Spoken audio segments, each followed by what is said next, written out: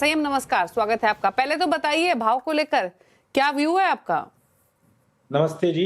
मुझे लगता है कि भाव जैसे 1,62,340 रुपए पे एमसीएक्स के ऊपर है। मार्केट के अंदर भी भाव 168 के आसपास विद जीएसटी चल रहा है। मुझे लग रहा है अभी भी सोने के अंदर और चांदी के अंदर स्टीम है और आने वाले समय के अंदर जो 3 महीने के अंदर मैं तो देख रहा हूँ या उससे पहले भी जो सोना है वो 2 लाख करीब जा सकता है और चांदी भी जो है वो 4.5 लाख के करीब जा सकती है। इसके अंदर ईरान यूएस की जो टेंशन्स है, जो वॉर लूमिंग है, जो टैरिफ वॉर्स है हर किसी कंट्री के साथ यूएस डॉलर की जो वीकनेस है मार्केट के अंदर, जैसे सेंट्रल बैंक की बाइंग चल रही है, जैसे जो बॉन्ड यील्ड है जो यूएस की, वो सब डंप करते हुए गोल्ड के अंदर बैंक्स और कंट्री जितनी है सेंट्रल बैंक से कंट्रीज है वो इन्वेस्ट कर रहे हैं। तो मुझे लग रहा है गोल्ड के अंदर अभी भी तेजी बरकरार रहेगी और जो डॉलर फॉर्मेट के अंदर 5,900 से 6,200 डॉलर के अंदर सोना देखने को मिल सकता है आने वाले समय के अंदर। और जो जितना भी बाइंग करेंगे, जितना भी इन्वेस्टमेंट गोल्ड के अंदर करेंगे, पिछले साल 65% के ऊपर के रिटर्न्स गोल्ड के अंदर मिले थे। ये साल भी मुझे लगता है 25 से 30% मिनिमम रिटर्न्स गोल्ड के अंदर मिलेंगे या ज़्यादा भी मिल सकते हैं और मैं दोनों के अंदर, सोने और चांदी के अंदर पॉजिटिव। ओके, तो यानी 4.5 लाख चांदी की आप बात कर रहे हैं और 2 लाख के पार सोना आप देख रहे हैं। तो यानी दो चीजें संयम यहाँ पर आपसे प्राइस पॉइंट ऑफ व्यू से और समझना चाहेंगे। पहली बात तो ये कि मौजूदा स्तरों पर एंट्री लेने का कितना कंफर्ट है दोनों में, फिर सोने की बात हो चांदी की बात हो, ज्यादा भरोसा किस पर दिखाई दे रहा है? क्योंकि चांदी का यूजुअल रन अप जिस तरीके से रहा है, आमतौर पे माना यही जाता है कि यहाँ पर करेक्शन भी इतने शार्प हो सकते हैं, थोड़ा सा कॉशियस रहे, गोल्ड शायद ज्यादा बेटर ऑप्शन है। आप भी सिमिलर व्यू के साथ जाएंगे? देखिए, चांदी आप देखेंगे कभी भी उथल-पुथल चांदी के अंदर ज़्यादा होती है और रिस्क टेकिंग जिसकी कैपेसिटी होती है, उसको चांदी के अंदर ज़्यादा इन्वेस्ट करना चाहिए। लेकिन चांदी की जो तेज़ी हमने देखी है वो काफ़ी आ चुकी है। अभी गोल्ड का टाइम है जो उसको वापस उसको टच अप करे। तो मुझे लगता है कि अगर सोना जैसे 2 लाख करीब जाएगा, फिर अप्रैल, मई, जून के आसपास एक बार 1,60,000 1,65,000 जो अभी के भाव है उसके व्यू वापस देखने को मिल सकते हैं। लेकिन आने वाले टाइम के अंदर इन्वेस्टमेंट अगर लॉन्ग टर्म करनी है, तो सोने के अंदर मैं उसके अंदर ज़्यादा प्रेफ़र करूँगा क्योंकि इतना ज़्यादा रिस्क नहीं है। अगर 10-15% आने वाले 3-4 महीने के बाद भी नीचे आएगा, तो उसके बाद आने वाले कुछ महीनों के बाद वो वापस उस लेवल्स पे आ जाएगा। तो लॉन्ग टर्म इन्वेस्टर को कोई दिक्कत नहीं है। अभी भी अगर सोना बाय करते हैं 162, 360 पे, तो 164, 164, 500 की सोच बना सकते हैं और 161, 500 के आसपास का स्टॉप लॉस अगर जिसको सौदा करना है अपने प्रॉफिटेबिलिटी के लिए, वो सोच से निकल सकता है। और लॉन्ग टर्म इन्वेस्टर को जो गोल्ड की इन्वेस्टमेंट गोल्ड बार्स, कॉइन्स के अंदर करके रख रहा है, मुझे लगता नहीं है उसको भी कोई टेंशन लेने की जरूरत है। ये भाव के अंदर भी लेगा तो भी उसको अच्छे रिटर्न्स मिलेंगे। अच्छा, इस इन स्तरों पर निवेश किस तरीके का आप देख रहे हैं? फ्लोस किस तरीके के एक्सपेक्ट कर रहे हैं? अगर हम गोल्ड की प्योरली बात करें तो अच्छा, डॉइचे बैंक की एक रिपोर्ट आई जिसमें उन्होंने कहा कि 2026 में $6,000 का भाव देखने को मिलेगा। इन्वेस्टर्स का इंटरेस्ट अभी भी नॉन डॉलर जो टैंजिबल एसेट्स है वहां पर बना हुआ है। आप भी एग्री करते हैं इस व्यू के साथ जो डॉइचे बैंक का कहना है? प्लस जो फ्लोज हैं इस समय वो कैसे एंटिसिपेट किए जा रहे हैं? देखिए, सोने की बाइंग तो फिजिकल काफ़ी अच्छी हो रही है, जिसको इन्वेस्टमेंट नहीं अगर फिजिकल नहीं चाहिए तो वो ईटीएफ के अंदर बाइंग कर रहे हैं। उसके अलावा मैं ये समझता हूँ कि जो 6,000 या 5,900 से लेके 6,200 का सोच डॉलर इंटरनेशनल मार्केट के अंदर आएगा और इंटरनेशनल सर्टेनिटी को देखते हुए जो गोल्ड रेट्स है वो बिल्कुल परफेक्ट है।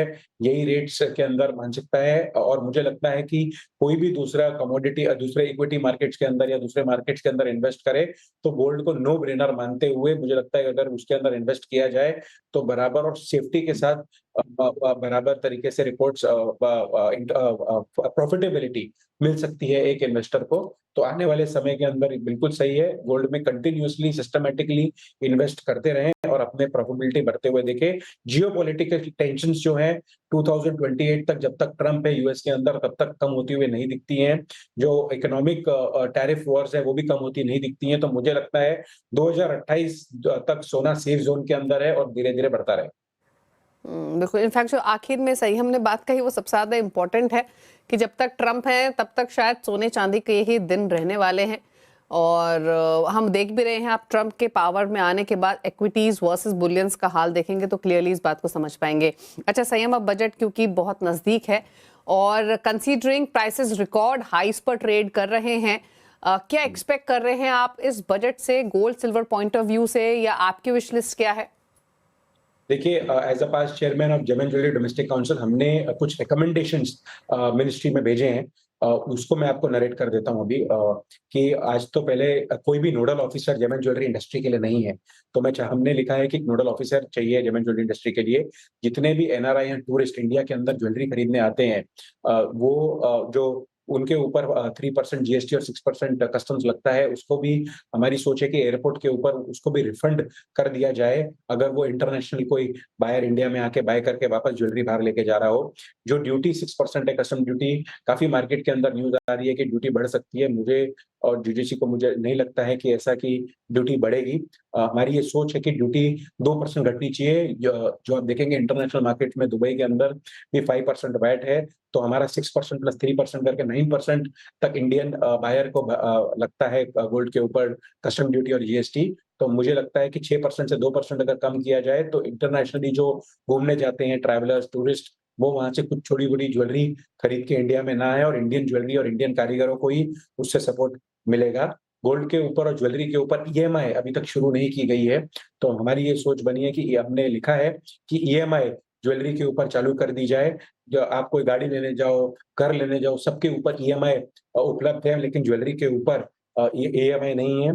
कैपिटल गेन टैक्स, आज अगर ज्वेलर्स हैं, ज्वेलरी अगर बिकती नहीं है, आज अगर ₹80,000 का भाव था पिछले साल, 1,80,000 70,000 का भाव अगर आज आ गया है, तो मुझे लगता है कि ₹90,000 के ऊपर, बहुत बड़ा वैल्यू के ऊपर कैपिटल गेन टैक्स एक ज्वेलर को लगता है। अपना सोना, अपनी मूड़ी बेच के उसे टैक्स गवर्नमेंट को भरना है। तो हमारी सोच है कि ये कुछ डेफर किया जाए साल से 2 साल के करीब, ताकि एक ज्वेलर को ब्रीथिंग स्पेस मिले। जीएसटी कभी भी बजट का हिस्सा नहीं होता है, लेकिन हमने फिर भी उसके बारे में लिख के भेजा है मिनिस्ट्री के अंदर कि 3% जो जेम एंड ज्वेलरी के ऊपर जीएसटी लगाई है, उसको 1.25% की जाए या 1.5% की जाए। क्योंकि पहले 30,000 40,000 के जब रेट्स थे, उसके ऊपर जो वैल्यू थी उससे कहीं कम है, और उससे ज्वेलर्स को भी एक बूस्ट मिलेगा, और जो साइमल्टेनियसली अलग मार्केट्स में काम करते हैं उनको भी बूस्ट मिलेगा। कस्टम ड्यूटी कम करने से ये फायदा हुआ है, लास्ट टाइम 812 टन का इंपोर्ट हुआ था 2 साल पहले, और इस साल सिर्फ 623 टन का इंपोर्ट हुआ है। तो ये गवर्नमेंट को बताना, हमने लिखा है कि अगर ड्यूटी कम भी कर दी जाए, कस्टम ड्यूटी, तो भी ज्यादा इफेक्ट नहीं होता है। जितना लोगों के पास है फंड, उतना ही लोग काम करते हैं। एक और बात है, regularisation of digital gold. Digital gold जो पहले हर ज्वेलर 100 मिली, 200 मिली, 1 ग्राम एक यंगस्टर, एक मिलेनियल को देता था, अभी वो गवर्नमेंट ने, सेबी ने डीरेगुलेट करके, या उसके ऊपर थोड़ी नेगेटिविटी आई है, तो उसको रेगुलेट कैसे कर सकते हैं, ताकि डिजिटल गोल्ड भी आने वाले समय के अंदर एंड यूथ और मिलेनियल्स बाय कर सकें। तो ये सब हमारी हम्म। मांग है, और मुझे लगता है कि कस्टम ड्यूटी के ऊपर काफी पॉजिटिव है कि कोई नेगेटिव न्यूज़ नहीं आएगी, लेकिन आने वाले टाइम के अंदर धीरे-धीरे कस्टम ड्यूटी घटेगी। इनफैक्ट जो आपने विश लिस्ट बताई सभी बहुत इंपॉर्टेंट, लेकिन ईएमआई वाला जो डिमांड है वो सबसे इंटरेस्टिंग मुझे लगा। और वैसे भी जब 2 लाख का सोना होने वाला हो तो फिर तो ईएमआई पर ही खरीदा जाएगा, क्योंकि इस भाव में तो 2 इलेक्ट्रिक स्कूटर, एक 150 सीसी की बाइक आ जाती है जो कि ईएमआई पर मिलती है। इनफैक्ट उसके बावजूद भी पैसे बच जाएंगे। तो ये बड़ी इंटरेस्टिंग बात आपने कही। अच्छा सही है, एक चीज और, पहले जो 2 लाख की लिमिट थी, इसको बढ़ाने की कितनी नीड है या कितना इंपॉर्टेंट हो सकता है? क्योंकि जब ये 2 लाख की लिमिट रखी गई थी तब सोने का भाव कुछ और था, अब कुछ और है। तो इसको इंक्रीज करने को लेकर आपका व्यू क्या है? दीपाली जी, लास्ट टाइम हमने 2 साल पहले, 1 साल पहले भी और 2 साल से हम जनरली मिनिस्ट्री को लेकर रहे हैं कि 2 लाख की लिमिट को 5 लाख किया जाए।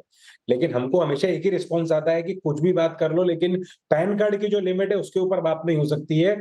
2 लाख की लिमिट घटा सकते हैं, बढ़ाने के अंतर नहीं। इसलिए इस बार जो बजट रिकमेंडेशंस हमने दी है, उसके अंदर हमने पैन कार्ड की लिमिट के ऊपर ज्यादा नहीं लिखा है, क्योंकि अभी गवर्नमेंट चाह रही है कि कैशलेस इकोनॉमी के ऊपर ले आए पूरे कंट्री को।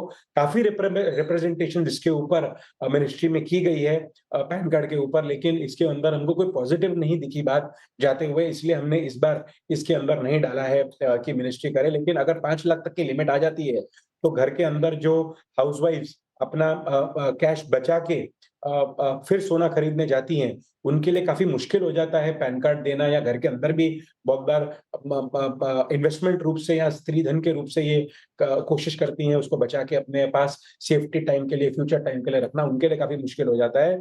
लेकिन हमने काफ़ी लेटर्स लिखी हैं, अभी तक हमें कुछ इसका पॉजिटिव रिजल्ट नहीं आया, जिस वजह से हमने इसको अभी कैरी फॉरवर्ड नहीं किया।